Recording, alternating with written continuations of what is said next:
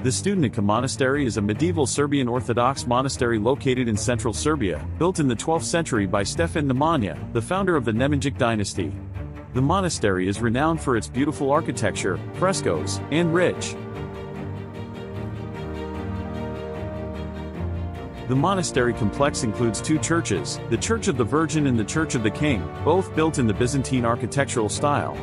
The Church of the Virgin contains the remains of Stefan Nemanja, while the Church of the King features frescoes that depict the life of Christ and various saints. Studenica Monastery was added to the UNESCO World Heritage List in 1986 and is considered to be one of the most important and well-preserved medieval Serbian monasteries. It has played an important role in the spiritual and cultural life of Serbia for centuries, and its architecture and artwork continue to inspire visitors from around the world. In conclusion, Studenica Monastery is a beautiful and historic site that showcases the rich cultural heritage of Serbia.